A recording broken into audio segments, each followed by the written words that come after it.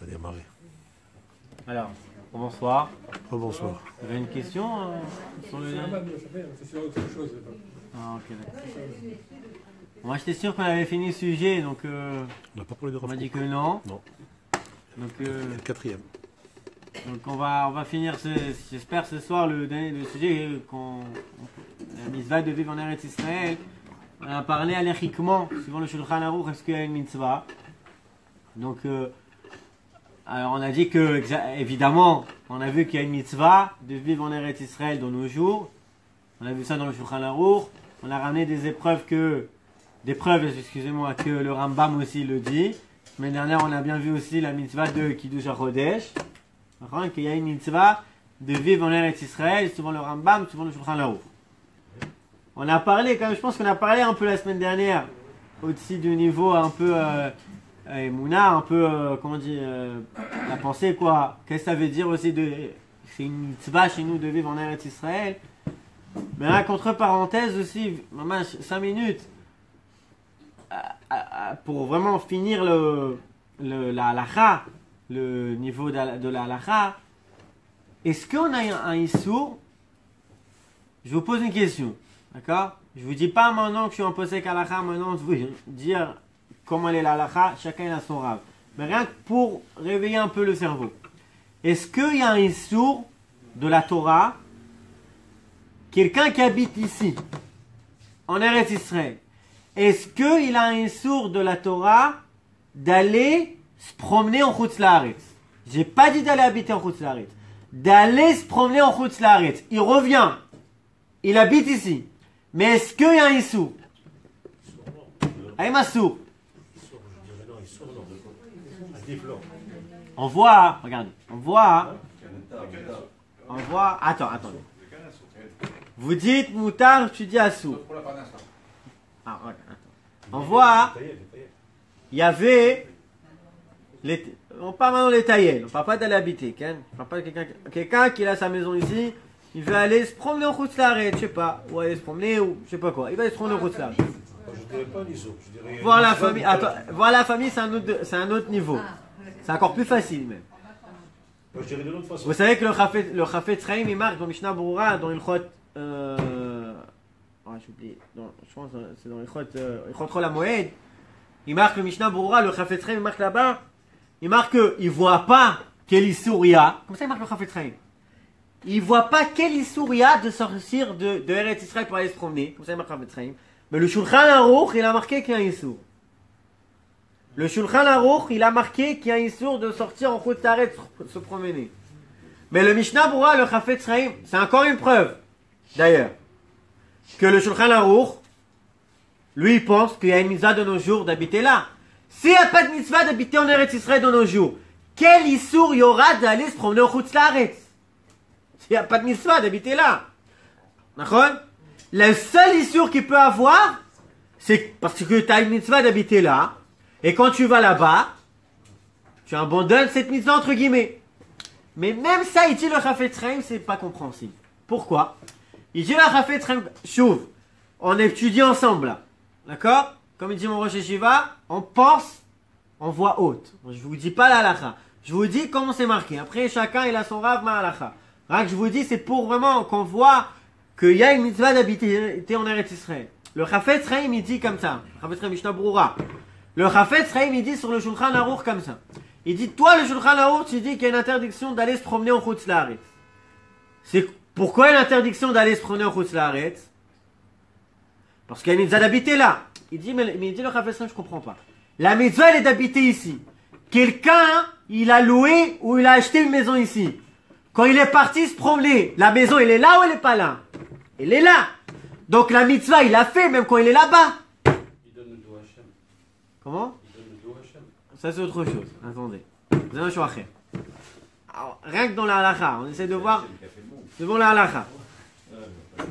C'est Dieu qui a fait le monde. On conçoit Hachem, il est là. Je parle pas que nous conçoit. Je parle pas que. Non, je parle d'autre chose là. Là, je parle de nous. Est-ce que quelqu'un qui va là-bas, entre guillemets, il fait pas la mitzvah d'habiter en Eretz Israël? Il dit le Chafetz Chaim.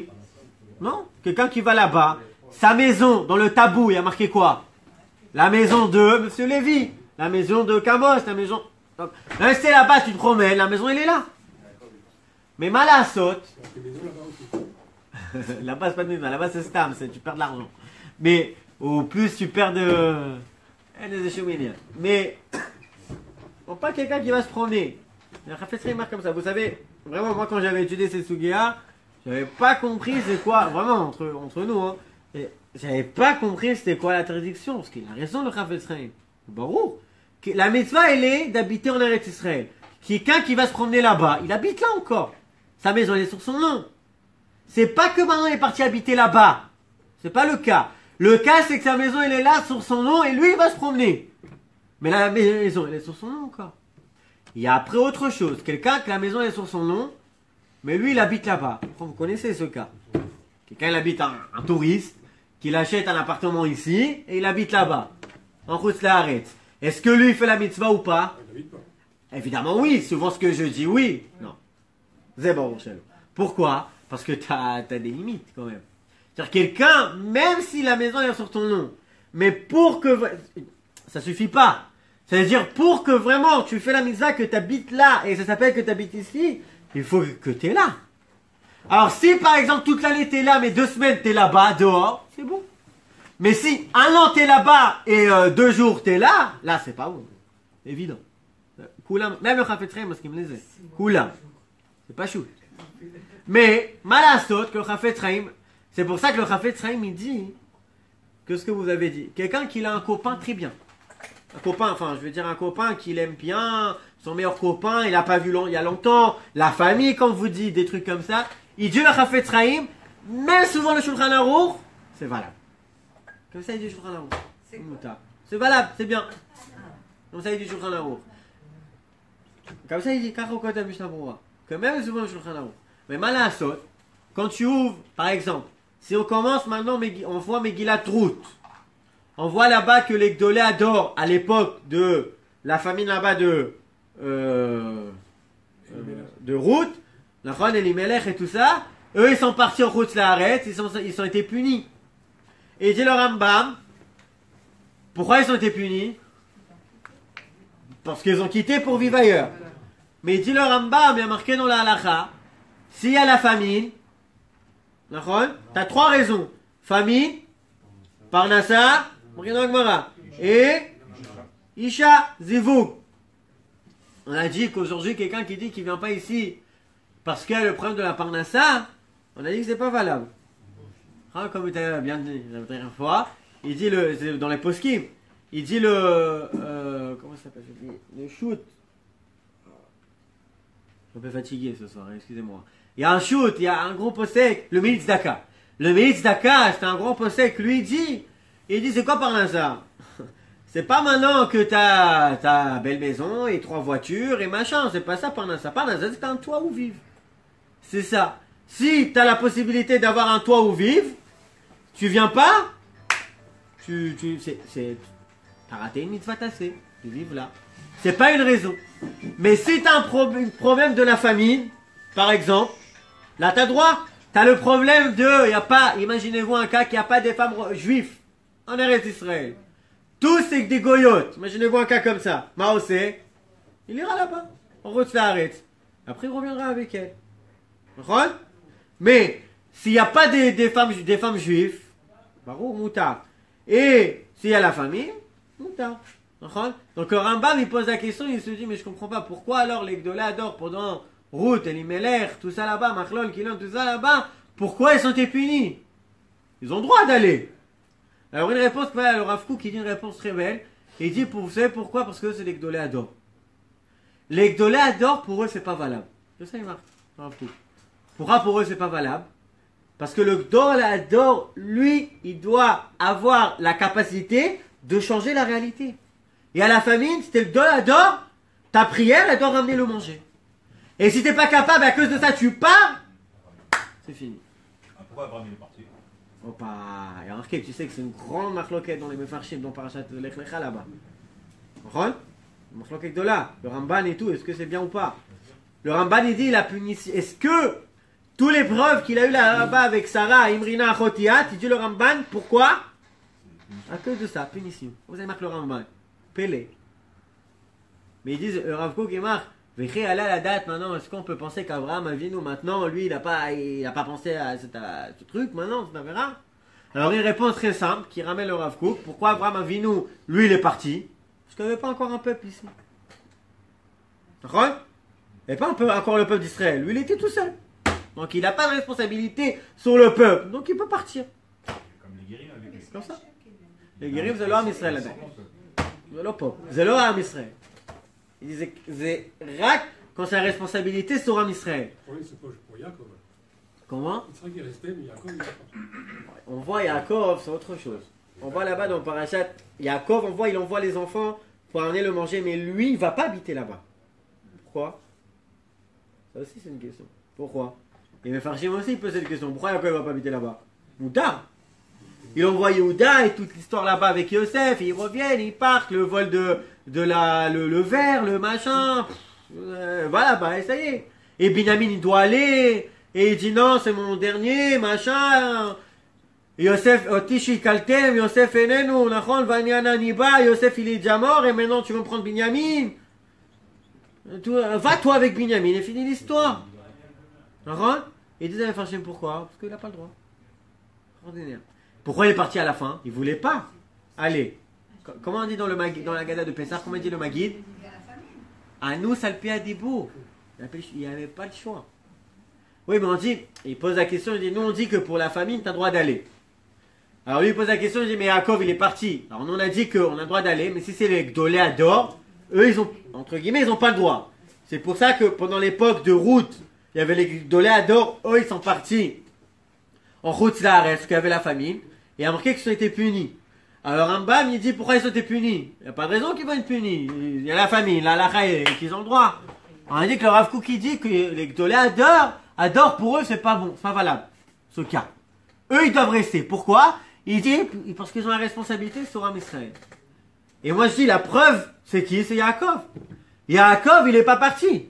Ça a pris beaucoup de temps pour partir. Comme on dit après Anous el Piedibo, quand je vois qu'il lui a dit, les rêves qui mecha anochi, il lui a dit, je suis avec toi, var, ah ouais, Yaakov, les rêves de Tchelchelot, Tchel Marzé, c'est tout, bon, c'est tout un sujet de parler, mais c'est une preuve. Yaakov, même, il n'est pas parti. Au tout début, ça a pris un moment. Pourquoi? T'as le droit, c'est une mitzvah, la famille. Le Gdolador, il a la responsabilité sur son peuple. Ma chérie. Donc, la question qu'elle se pose, c'est que, on dit que les Chaora, on peut aller maintenant se promener en Côte-Sarère parce qu'on habite là. Et la seule raison, la seule avéra qu'on va faire si on va se promener en Côte-Sarère, c'est la mitzvah d'habiter là. Mais là, on est en train de dire que si tu as ta maison ici, tu habites là, même si tu vas te promener là-bas, 2 jours, 3 jours, 2 semaines, c'est pas le problème. Mais quand même, on voit que le Rambam il marque là, la Khaïlé, que les seules possibilités qu'on a de descendre de Eretz Israël pour se promener, c'est Parnassa, manger, Parnassa, la famille et le Zivoug. Gam, le Mouska, dans les poskim. Si son rave il est là-bas, on t'a. Mouska. C'est marqué aussi.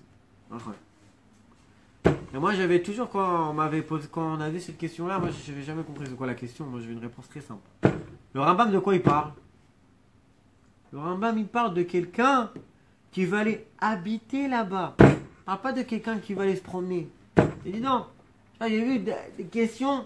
De là le Rambam il dit comme ça, machin, c'est que si les 3 raisons, c'est que si tu vas aller habiter. Pas si tu veux maintenant promener. Mais on voit que les poskim, je vois tous les poskim, qui déclarent que Rav Ovadia aussi marque que l'assaut. Rien que les 3 raisons qu'on a vues, la famine, la parnassa et le zivou.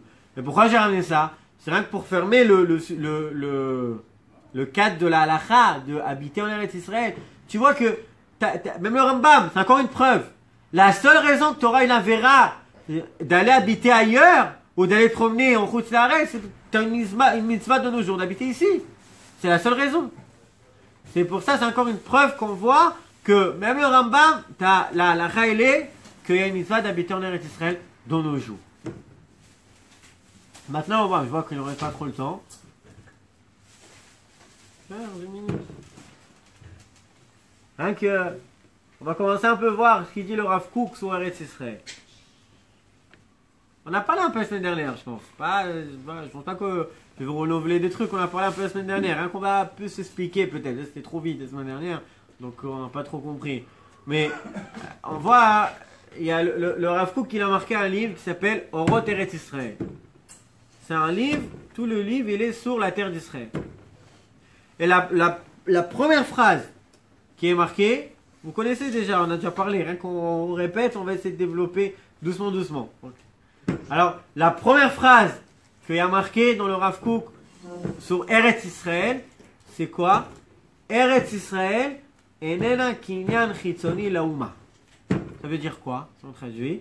C'est-à-dire, la terre d'Israël, c'est pas comme, elle t'appartient pas comme quelqu'un qui va l'acheter maintenant une voiture, ou quelqu'un qui va l'acheter maintenant une maison. Le lien qu'il y a entre nous et la terre, c'est pas un lien de Choshen Mishpat. Choshen Mishpat, c'est toutes les lois de quand on achète une maison, quand on achète une voiture, ce qui se passe. Et là, c'est des lois de Neshama. C'est des lois de vie. On peut comprendre. Le Rav Kook, il raconte plus que ça. Si quelqu'un y croit que le lien qu'on a entre nous et la terre, c'est parce qu'il y a des pogroms, parce qu'on a peur, ils nous tuent, il y avait la Shoah, il y avait des pogroms, les gars ils veulent des antisémites, ils veulent tout le temps nous tuer. Même cette semaine, il parlait qu'il y avait un acte antisémite, je crois, cette semaine en France, je sais pas quoi, une comique ou je sais pas quoi, il y avait un truc. Tous les jours. Le Hadash. Alors, les gars ils sont antisémites, donc on vient ici pourquoi? Parce que, c'est quoi la phrase des sionistes, le sionisme pas religieux, c'est quoi? Miklat Batouar. Pourquoi on est là? Parce qu'on a peur des goy qui nous tuent. Ça, c'est la première phase. Mais ça suffit pas. Il dit le Rav Kook, il faut qu'on approfondisse que le lien qu'il y a entre nous et la terre, c'est pas que pour ça. Miklat Batouar, parce qu'on a peur. Parce que si le lien c'est que ça, donc après on va arriver à une situation que, à cause de cette pensée-là, donc on va donner des terres aussi. Parce que c'est dangereux. Quoi que fait. Donc pourquoi on est là? Pour que les gars ils nous tuent pas. Mais on est là maintenant, et maintenant les gars ils nous tuent parce qu'on a le Gush Katif, ou parce qu'on a le Sinaï, ou parce que je sais pas quoi. Donc on va donner ça aussi, parce que c'est la raison qu'on est là. Donc il te dit le Rav Kook, c'est pas bon. Le lien qu'il y a entre nous et la terre, c'est pas un lien maintenant comme ça m'appartient, donc ça m'appartient. La voiture elle m'appartient, je décide de te la donner, j'ai le droit. La terre elle m'appartient, imaginez-vous. Tout le peuple, maintenant, il a décidé de donner Sinaï et Gush Katif aux Arabes. Ils ont le droit, ça m'appartient. Comme la voiture, elle m'appartient, je donne. La terre, elle m'appartient, je donne. Tu dis le Rav Kook, non. Le lien qu'il y a entre nous et la terre, c'est pas un lien de Choshen Mishpat. Et ni, c'est pas un lien maintenant parce qu'on a peur des goy. Non. Alors, c'est quoi le lien qu'il y a? Et encore plus que ça, il te dit le Rav Kook. Le lien qu'il y a entre nous et la terre, c'est pas parce que maintenant, on veut avoir des kolilim. Vous comprenez maintenant ce qui marque? Ça, c'est un peu dur à comprendre. On peut se dire, il te dit, quelqu'un qui vient ici, il veut vivre en Eretz Israël, rien que pour faire qu'il y aura que des kolélim et des yeshivot, c'est pas bon. Comment tu peux dire ça? Comment tu peux dire ça? Là, vous savez que le Rav Kook, c'est pas le premier qui le dit. Vous savez? Alors maintenant, évidemment, il y aura toujours des lourds qui vont dire « Ah, t'as vu, le Rav Kook qui dit qu'on n'a pas besoin des yeshivot. » J'ai pas dit ça. Je répète. Le Rav Kook qui dit « Le lien qu'il y a entre nous et la terre, c'est pas que pour l'étude. » Comprenez? J'ai pas dit maintenant que le Rav Kook qui dit qu'on n'a rien besoin maintenant des... J'ai pas dit ça. J'ai dit que si tu dis que le lien, il est que pour l'étude de la Torah et pour faire les mitzvot qui dépendent de la terre, ça suffit pas. Ah, ça veut dire quoi ça? Vous savez, le Rav Kook, c'est pas le premier qui le dit. C'est qui le dit? C'est quoi la source? Vous savez? On a parlé de ça aussi plusieurs fois. La Gemara. La Gemara, vous avez voulu continuer le Rav Kook, sachez-le. C'est compliqué le Rav Kook. Il faut le savoir. Alors pour essayer un peu de comprendre, il faut un peu... On va essayer un peu d'approfondir. La Gemara qui dit dans la Sechet Nedarim. D'ailleurs, celui-là qui n'écoute pas le premier cours, je le dis aussi pour ceux-là qui le voient dans le YouTube. Celui-là qui n'écoute pas jusqu'à la fin, qu'il n'écoute pas ce sujet à partir de maintenant. Ça sert à rien, il va sortir mes boules balles. C'est pas le but. Faut écouter tout. Non, c'est un problème qu'il y a aujourd'hui, vous savez. Il y a un problème, ailleurs. On veut tout tachles, tout vite.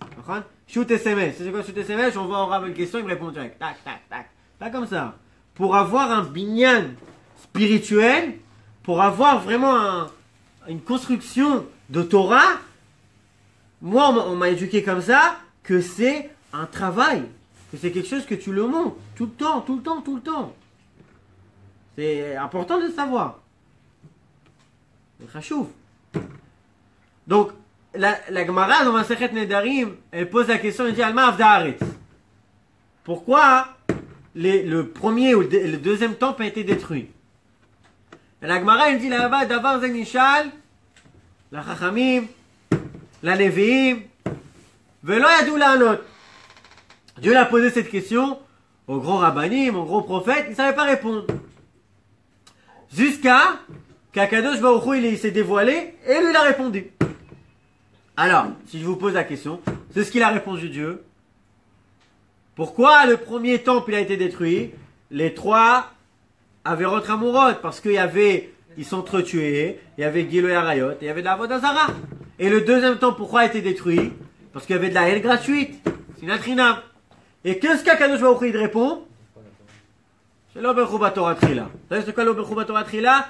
Avant qu'on lit à la Torah, on dit quoi? Asher Bachar Banu Mikol Ha'amim. D'accord? Vous avez un verre d'eau? En vrai, Asher Bachar Banu Mikol Ha'amim Natan Lanu Torato. C'est tout ce qu'on dit. Donc, pourquoi le premier et le deuxième temple a été détruit? Parce que ils n'ont pas dit la bracha Asher Bachar Banu Mikol Ha'amim Venatan Lanu Torato Baruch Ata Hashem Noten Torah. C'est une halakha. À chaque fois, avant qu'on étudie la Torah, on est obligé de dire cette bracha. On le dit dans les Birkot HaShachar, tous les matins.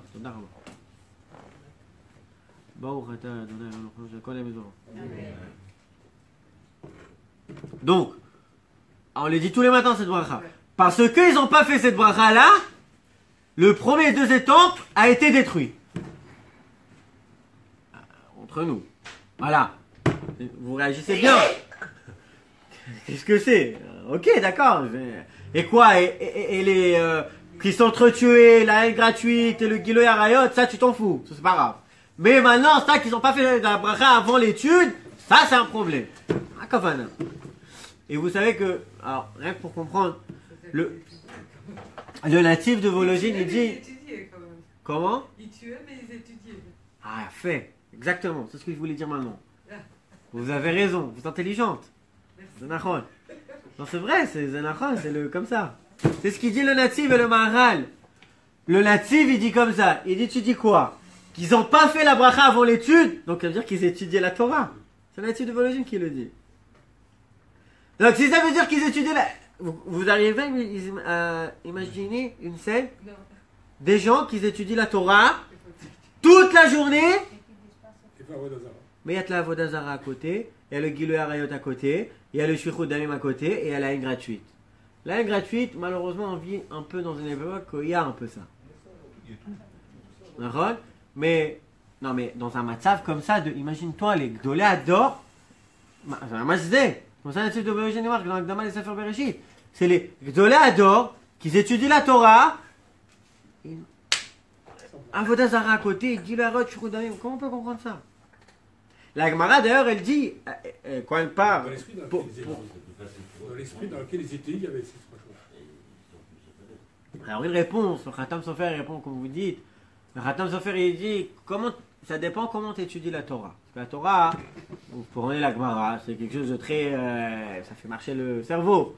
Alors si tu étudies la Gemara comme une philosophie ou comme un jeu d'échecs, donc la Gemara, elle va pas te changer, exactement. Vous savez, le Ramchal, Rabbi Moshe Chaim Lotzato, il marche dans les Siyat Yesharim, il ramène quand c'est marqué En irat Hashem mi chokhma. Et il dit dans la Gdama, dans les Siyat Yesharim, il dit Hen, maze En en grec, il dit comme ça. En, ça veut dire achat. Ça veut dire, il dit comme ça. La seule intelligence qu'il y a dans le monde, c'est laquelle? La Torah. Le Rav Kook qui pose la question, il dit mais c'est faux. Il y a les mathématiques, il y a la physique. C'est pas une intelligence ça? Donc ça veut dire quoi maintenant que la seule intelligence qu'il y a, c'est la Torah? Il répond le Rav Kook, vous savez c'est quoi? C'est quoi l'intelligence? Toi maintenant, pendant des jours et des jours, maintenant, même dans la Gemara, il y a ça.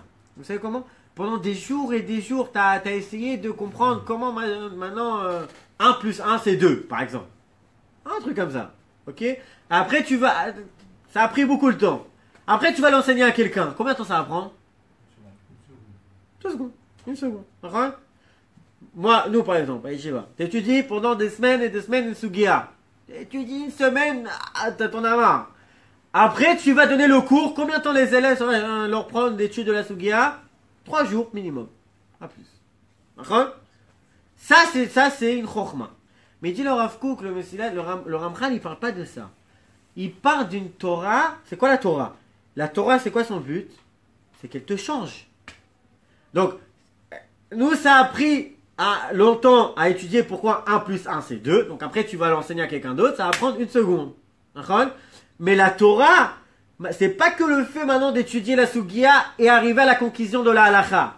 C'est plus profond que ça. C'est quand tu as étudié la Torah et tu as étudié la Halacha, elle t'a changé. Tu n'es plus la même personne. Mais là, quand tu vas venir, tu vas essayer d'enseigner et changer quelqu'un, c'est pas en 2 secondes. Lui, il doit travailler pour changer. C'est ça. Il dit le Rav Kook, quand le Ramchal, il nous dit En irat Hashem chokhma. Ça veut dire quoi? Que la seule intelligence, entre guillemets, c'est la Torah. La seule intelligence qui va te changer. Et que, vous connaissez tous là, le parabole, je sais pas si c'est vrai truc, on dit que pour enseigner les triangles, je dois pas être un triangle. Vous connaissez ça? La même Meshulashim, l'autre c'est Meshulash. Alors il dit le Rav Kook, dans la Torah, si, pour enseigner la Torah, tu dois être. Comment on dit, qui sifte kohen ishmeru da'at, ve Torah evakshu mipiu. Il dit la Gemara, im en arav domé le malach Hashem tzvakot, al tevakesh Torah mipiu. Si le Rav, il ressemble pas à un ange, c'est quoi un ange? Il ressemble pas à tzaddik, à quelqu'un que vraiment je suis truc, al tevakesh Torah mipiu. Tu peux pas. Pourquoi? Parce que le but de la Torah, c'est de venir et t'en changer. Alors la Gemara, quand elle pose pourquoi les 2 Beth Mikdash a été détruits, la question elle est plus profonde. Akadosh Baruch Hu, les prophètes, ils savaient que tu demandes à un enfant de 5 ans, ils savaient très bien qu'il y avait les Giloy Arayot, Avodah Zarah, Shfichut Damim, ils savaient très bien qu'il y avait la haine gratuite. Mais la question de la Gemara, elle est plus profonde. Comment ils sont arrivés à faire ces trucs-là quand ils ont vu la Torah? Ils ont fait le premier temple. Qu'est-ce que le premier temple? Le deuxième temple, encore on peut en dire, c'était un niveau un peu moins du deuxième temple. Mais ils ont fait le Beth Mikdash devant eux. Et ils sont arrivés à un stade de faire Avodah Zarah, Shfichut Damim et Giloy Arayot. Comment la Torah, elle les a pas changés? C'est ça la question de la Gemara. La Gemara, c'est très bien que c'était les 3 Averot et la haine gratuite. Mais la question est plus profonde. Et c'est qui le seul qui peut répondre? C'est que Dieu, parce que c'est qu'Akadosh Baruch Hu qui sait ce qui se passe dans notre cœur, entre guillemets. Donc la question elle est plus profonde. Comment ils sont arrivés à un stade comme ça qui font les Shalosh Averot Hamourot et aussi la haine gratuite quand ils ont la Torah? Comment la Torah les a pas changés? Et là on apprend un truc très important. Il y a marqué qu'on étudie Torah Lishma. C'est quoi Torah Lishma? Moi je me rappelle quand on étudiait ça, t'as beaucoup de mefarshim. Mais la réponse, c'est quoi Torah Lishma? C'est Rabbi Chaim Ivologin. Et lui il marque, c'est quoi Torah Lishma? Rien que traduire. Torah Lishma, Torah Lo Lishma. Ça veut dire quoi Torah Lishma, Torah Lo Lishma? Par exemple, Torah Lo Lishma, c'est quelqu'un qui étudie pour le kavod. Le Rambam il dit par exemple, il dit à un enfant, tu lui dis étudie, tu vas recevoir un bonbon. Après il grandit un peu plus, étudie, tu vas recevoir je sais pas quoi. Après il grandit un peu plus, étudie pour recevoir le respect. Le kavod, pour être un grand rat, pour être machin. Ça c'est Torah Lo Lishma. Mais c'est quoi Torah Lishma? Il dit Rabbi Chaim Ivologin, Torah Lishma, Leshem Torah. Pourquoi tu étudies la Torah? Parce que c'est la Torah. Très profond. Donc, une fois, on me rappelle quand j'étais jeune, un chiloni comme ça, un soldat, j'avais 15 ans je crois, il m'avait attrapé comme ça dans la station du bus. Et lui me disait, il m'a posé la question, il me dit, mais vous, toute la journée à Yeshiva, et vous étudiez, à quoi ça sert? On va pas avec ça à la macolette après. Je vais vous le dire, je le sais. On va pas avec ça à la macolette. C'est pas avec ça que tu vas acheter, tu vas faire payer tes factures. À quoi ça sert? Pourquoi tu étudies la Torah? C'est quoi la réponse? Pour elle-même. Pour elle-même, pour la Torah. Pour devenir un homme qui ressemble à Dieu. Un Kadosh Baruch Hu. Domé les locaves. C'est ça la base, d'accord? C'est ça la manne. Ouais, ça rejoint le premier sujet, d'accord? Ça rejoint la parashat Shavua. C'est pour être un homme qui ressemble à sa Kadosh Baruch Hu. Domé les locaves. Donc, on étudie la Torah, les schémas Torah. Et il te dit à Kadosh Baruch Hu, il répond dans la Gemara comme ça. Quelqu'un qui étudie la Torah, regardez ce qu'il dit Rabbi Chaim Volozhin, c'est très très profond. Moi, ça m'a fait une claque. Quelqu'un qui étudie la Torah pour avoir le Olam Haba. Zélo l'Eshem Torah encore. Zélo l'Ishma. Il dit le Rabbi Chaim Volozhin, c'est comme celui-là qui étudie pour le Kavod. Et ça va pas changer la personne. Ça va pas l'influencer. Pélé. Mazet Torah l'Ishma, c'est même pas pour avoir le Olam Haba. Alors c'est quoi Torah l'Ishma? Les Shem Torah. Mazet les Shem Torah. Pour qu'on essaie de comprendre c'est quoi les Shem Torah, c'est la réponse, elle est dans la Gemara de Masechet Nedarim. Qu'est-ce qu'il y a marqué? Chez l'Oberu Batorah Trila, ils n'ont pas compris c'est quoi le but de la Torah. Pourquoi on fait la bracha avant? Et on dit le Maharal dans Agdama les Tiferet, pourquoi on fait la bracha avant qu'on fait quelque chose? Avant que je bois, je fais une bracha. Avant que je mange, je fais une bracha. Je me marie, je fais une bracha. Dans les mariages, il y a une bracha. Les fiançailles, il y a la bracha. Et Roussin, je ne parle pas les fêtes qu'on fait. La bague, les kiddushin, il y a la bracha. La khatouna, et chaque chose, c'est une bracha. Pourquoi? Pour qu'on comprenne le sens de la chose. Pourquoi tu le fais? Qu'est-ce que tu es en train de faire là? Tu te maries. Qu'est-ce que tu fais quand tu te maries? Tu bois l'eau. Qu'est-ce que tu fais quand tu bois maintenant? Tu manges. Qu'est-ce que tu fais quand tu manges? Tu étudies la Torah. C'est quoi étudier la Torah? Pourquoi tu étudies la Torah? La réponse, elle est dans la bracha. Pourquoi? Asher bachar banu mikol ha'amim. Ça veut dire quoi? Que Dieu, il a donné la Torah et pour que la Torah, elle t'affiance et tu reçois le but de la Torah, c'est rien que s'il y a un peuple sur sa terre. Sinon, il n'y aura pas. La Torah, elle va pas changer. Elle va pas t'influencer. La Torah, elle va pas passer à tes enfants. Il y a tes petits-enfants. La Gemara, elle pose cette question. La Gemara, elle ramène ça parce qu'elle a posé la question Mipnehema talmidei chachamim bnehem lo yotzim talmidei chachamim. La Gemara, elle a posé la question comment ça se fait que tu vois un talmid chacham et son fils, il n'est pas talmid chacham? Pourquoi? Et la réponse qu'elle répond à la Gemara, c'est parce qu'il n'a pas compris c'est quoi le but de la Torah. Donc peut-être la Torah, elle a un peu influencé sur lui. Mais pour que la Torah, elle influence sur son fils. Et sur tous ses descendants, ça dépend s'il a vraiment compris le but de la Torah. Mais s'il n'a pas compris que le but de la Torah, c'est un peuple sur sa terre, que la Torah a été donnée sur un peuple, pas pour l'individu, pour le peuple, la Torah ne va pas faire son influence. Maintenant, le prochain cours, c'est ça que j'ai dit, quelqu'un qui n'écoute pas tout, qui laisse tomber, qui abandonne. Ça ne m'intéresse pas. Il faut tout écouter. Le prochain cours, c'est essayer d'expliquer qu'est-ce que ça veut dire une Torah qui est donnée à un peuple. Mazéomé. C'est quoi un peuple? Qu'est-ce que ça veut dire? Shabbat Shalom. Alors, c'est que si on étudie la Torah en dehors de la terre, c'est pas valable.